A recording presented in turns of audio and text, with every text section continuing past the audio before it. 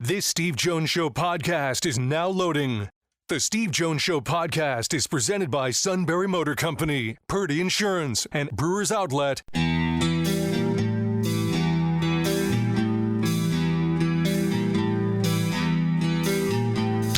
Bringing you an in-depth look at Penn State sports and more. This is the Steve Jones Show on News Radio 1070 WKOK. The Steve Jones Show is presented by Purdy Insurance, Brewers Outlet, and Sunbury Motor Company. Now from the Sunbury Motor Studio, here's Steve Jones.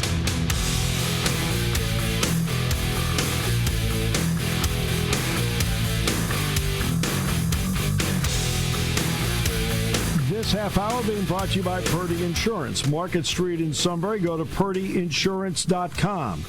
Auto, home, life, business, boat, motorcycle, RV. Again, they do the best job of making sure you're fully insured. Customer service means everything to them. And not only that, they do a great job of saving you money wherever they can. It is all at Purdy Insurance, Market Street in Sunbury. Go to purdyinsurance.com. Okay, great to be joined by John Griffin, the head basketball coach at Bucknell, co-champions of the Patriot League. John, congratulations on that part of the journey. Thank you, Steve. I appreciate it, and I appreciate being on. You and I both know that the season's a marathon. It's not a sprint. What was it about the marathon where suddenly there was that kick at the 21-mile mark that got you home to 26,385? Yeah, I don't know if necessarily there was a moment per se that or a week or a couple weeks that was the kick. I've never run a marathon. My brother, who's on the staff, has. My mom's run 5.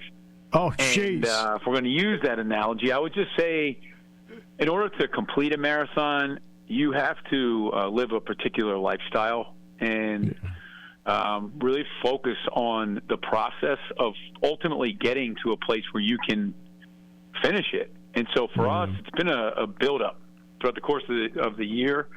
Steve, we had a tough stretch in our non-conference, dealing with some pretty significant year-ending injuries. One in particular, Ian Moda, having torn his ACL, and he was going to be he was early in the year, and he was going to be one of our main contributors on both sides of the ball. And we just had to kind of navigate that change and how we would from a substitution pattern standpoint, from a scheme standpoint.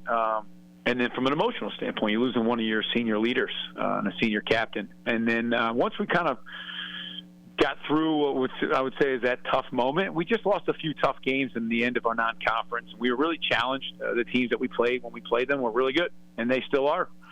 Some teams are having maybe a poor second half of the year, but in the beginning part of it, they were playing well. And so I really think that we just had the right attitude. And it's a bit cliche, but we had the right attitude of improvement, and I have a great staff. And we do a nice job, I think, of working on the individual development along with the team overall collective development, and it's paying off right now. Yeah, you won't play again until Thursday in the quarterfinals. But the way the schedule's been set up for you during the conference part of the season, does it really feel natural? I know you played Saturday, but it almost feel natural because of the way the other part of the schedule is that you're just seamlessly going from one to the next? Yeah, I mean, to a certain extent. I mean, at this time of the year, you can really get distracted, honestly. There's more so when even when I was a player, there's just so many different outlets that can be distracting. Especially when you have success. And I put the regular season championship up against any achievement that I've ever been a part of collegiately, just due to the fact that you need to be so resilient and so tough and gritty to ultimately find a way to get that award and to be at the top of the standings. So right now it's just this group is focused, and we are just taking it one day at a time. We're not looking further than today. We have practiced this afternoon. It's a great opportunity for us to work on some of the things we need to get better at, and I think that we're still a bit away from ultimately being the best we can be, which is exciting in itself. Yeah. But look, when you lose, we at one point in the year, we lost 8 in a row. Very humbling to lose 8 in a row. Yes. And I think on the surface, you can see a championship, which was one of our goals for this year, a regular season championship. But you can also kind of rest a little bit based on an achievement. But we've been humbled. We have some maturity in our locker room. We have a senior-led backcourt, and being humbled is a great teacher. Experience is the best teacher. And so we go by Kobe Bryant's famous quote, "The job's not finished," and that's kind of our attitude right now as we head into kind of all or nothing part of the year. And that's the next part. That's the all or nothing part. You know, it's one thing for a fan to jump ahead and say, "Hey, they're the number 1 seed." You got to take care of business Thursday. Then there's another one. Then, you know, the entire idea is to keep playing. So, John, what do you impart, if anything, to your team about this time of the year and winning that next game? Yeah, I mean, it's a great question because there's a number of different directions you can go with messaging. And, you know, for us to be our best, it comes down to being a connected team and being just a mentally and physically tougher team. I think right now all teams that are playing with an attitude of life or death in the game of sport. And it's all about being just a tougher-minded group and not letting the idea of success get too far, you know, get entrenched into your locker room and you get too far ahead of yourself. We just have to keep working on being a better group than we were yesterday. And that's really the messaging. And I'm very fortunate. I have a great group of players that have bought into that idea, which is a bit unique given that, you know, they're 18 to 23-year-old young adults here. They're not, you know, at a place where they're the most mature human beings. So I'm lucky that they buy into that, and we're just taking it one day at a time. I do love this group, Steve. I mean, we've had a couple great weeks here at Bucknell with A-Rod and 2 national TV games back-to-back, but we've also been challenged. I mean, in order for us to achieve our goal of winning the regular season championship, we had to play 2 road games to finish the regular season. And you know, the Patriots didn't give us any favors. We had to earn that. And I feel like this group earned the championship of the regular season, and it wasn't easy by any means. We had some really tough losses, and I'm really excited for this group. I had my time, Steve, as a player. You know, I'm very grateful for my experience as a player for so many reasons. And I'm just excited that our group is in position to be in position. And we just go one day at a time, and they've earned these opportunities, and they've earned the right to let it rip. That's kind of our attitude. It's one thing to go to Lexington and play at Rupp Arena and tell your players it's a possession-by-possession game, but it's also a game in November. This is the ultimate possession-by-possession scenario. Down the stretch, did you see a team that embraced possession-by-possession? Yeah, absolutely. I mean, you know, down the stretch here, I've seen a team that individually, each person did whatever they could to help us win.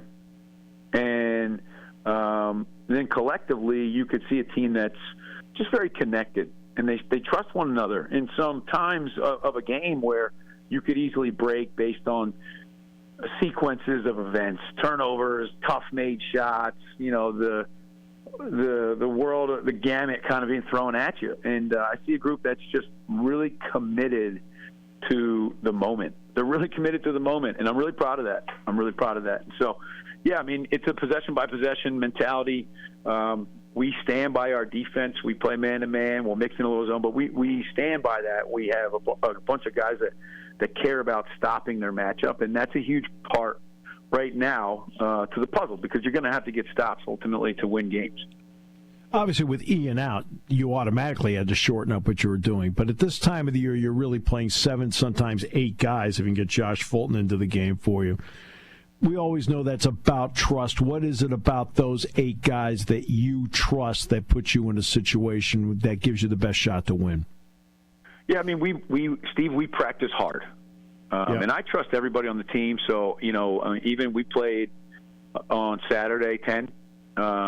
Yep. We practice hard, and because we practice hard, and what I mean by that is, we're not necessarily going through the motions. Are we practicing for 2 hours? No, we are not. Practicing for a length of time that ultimately would put our players in a compromised position physically. But we practice at a pace that not only gives me confidence and a trust to everyone on the floor, I think that they have trust in one another because of how hard we practice, especially defensively. When we get after it, they compete against one another, and we don't take days off. And because of that, it allows me to trust everybody because I see it every day. Yeah. I see it every day. And, sure, that's a major piece of the puzzle. I mean, you have to trust. Right now, you have to trust everyone's mindset is in the same spot. Everyone's rowing. If you're in a boat, you're all rowing the same direction. Yeah. And there's great energy around the program right now. I mean, Lewisburg's really buzzing, and this kind of gives me that nostalgic feeling of the Bucknell that I know and love. No question. Also, by the way you practice, what does that do to your team's conditioning so that in the last 7 or 8 minutes of the game, because of the way you practice and when you're out there how hard you practice, what has that done for your team's conditioning so you finish strong? Yeah, I mean, I think that it's played an important role in grinding out some of the victories that we've had. They feel like they have the physical and mental endurance to win games.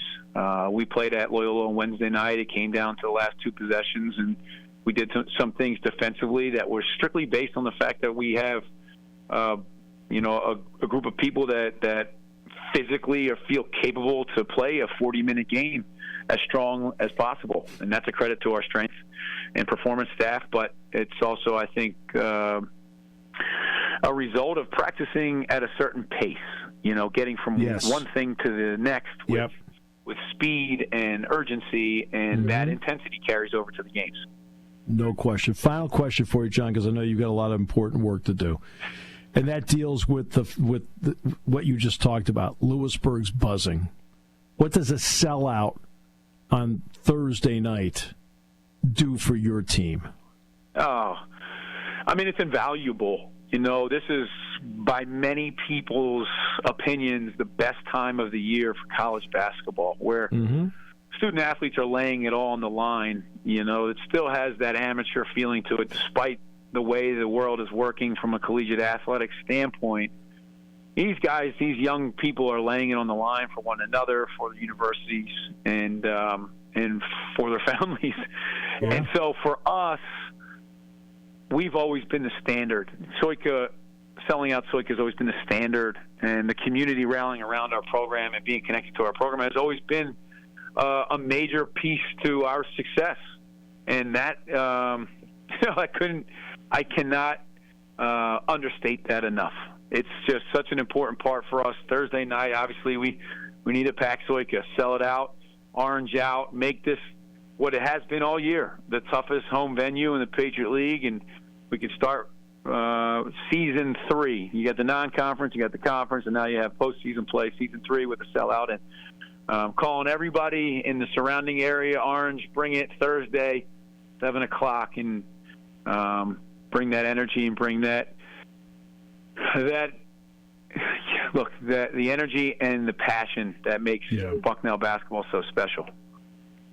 Looking forward to it. Should be great. Congratulations to your players and to your staff and you as to what you have accomplished so far. Best of luck on the next important step of the journey starting on Thursday night. All right. Thanks, Steve. John Griffin, the head basketball coach at Bucknell.